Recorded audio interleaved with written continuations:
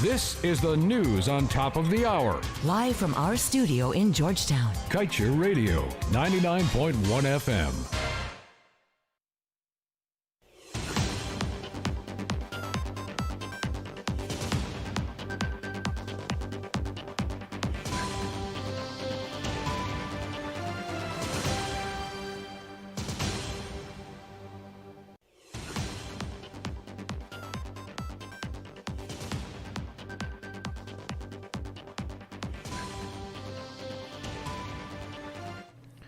Good evening. Welcome to this evening's Newscast on Kaieteur Radio. Kevin Smith here. In December 2018, the former APNU AFC government had taken a $11.6 million loan from the Inter-American Development Bank, or IDB, to improve the nation's capacity to effectively manage the oil sector. A portion of that money was dedicated to developing a depletion policy. This is a crucial document that helps to slow or put a brake on the aggressive rate at which oil companies extract and sell the nation's oil and gas resources. With such a policy in place, experts have opined that it would give Guyana the time it needs to properly build its capacity to regulate the sector.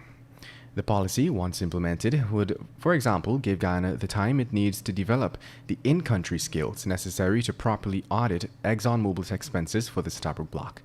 However, since the APNU AFC signed onto the loan 2 years ago, this policy is yet to be produced.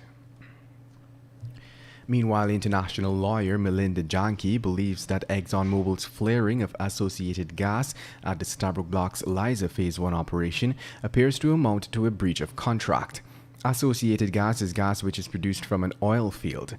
Janke's interpretation of Article 12.1 of the Production Sharing Agreement mandates that ExxonMobil's local subsidiary, ESSO, utilize the associated gas for certain purposes before anything else is done with it. Meanwhile, Guyana gets no compensation for the flaring of what has now amounted to 12 billion cubic feet of associated gas. Janke urged current Minister of Natural Resources Vikram Bharat to take action.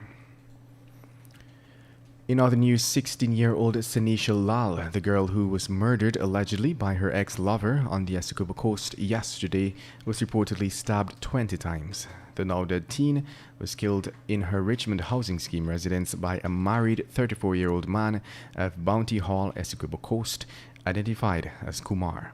The incident occurred sometime around 9 hours. The man charged into the room of the defenseless teen and stabbed her multiple times about her body. The suspect exited the home, got back into the minibus from which he came, and fled the scene. The teen died within minutes of the brutal ordeal.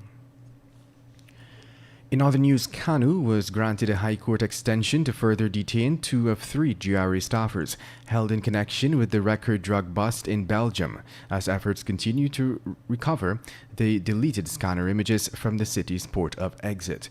This was confirmed by KANU head James Singh, who said that the other GRA employee and the broker were released from police custody on condition. It is understood that 4 containers left Guyana on September 25th, shipped by Marlin Primos MA Trading to the consignee Latraco Recycling BV. According to sources, only 3 of those containers were scanned and the images were later deleted.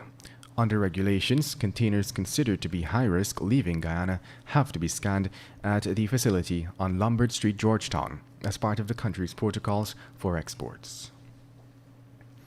And moving on, Energy Department head Dr. Mark Bino yesterday received his letter of termination, 3 days after Vice President Bharat Jagdeo revealed that he would likely be removed from the post.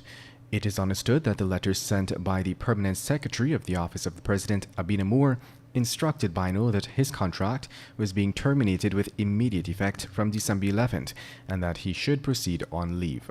We attempted to make contact with Dr. Bino, but calls to his phone went straight to voicemail. Let's tell you now that the Ministry of Health is administering more tests in St. Cuthbert's Mission, even as restrictions remain in place to curb transmission of COVID-19. Minister Frank Anthony made this statement during Thursday's COVID-19 update. The minister said that the cases can be controlled, but for this to happen, residents must self-isolate, reduce social activity, and practice social distancing. Meanwhile, the Ministry of Health today announced Guyana's 138th COVID-19 death, a 61-year-old male from Region 4. The Health Ministry also reported 44 new COVID-19 cases, taking the total number of confirmed cases to 4,662. In other news, the Guyana National Bureau of Standards, or GNBS, will start monitoring electrical fittings and equipment from January to ensure defective goods are not sold on the local market. Public Relations Officer Lloyd David said the Bureau has developed 30 national standards for these apparatuses, which will be used for monitoring. The GNBS said it has advanced work on creating the standards as faulty equipment can cause injury and fires. The Bureau has already done some groundwork to inform stakeholders about the standards, their roles and responsibilities, and the actions that will be taken when monitoring starts. And that brings us to the end of this evening's newscast. I am Kevin Smith. Thank you for listening. Do have an enjoyable and safe Thursday evening. Want value for your advertising dollar? Then place your ads on Kaieteur Radio's newscasts. Streamed live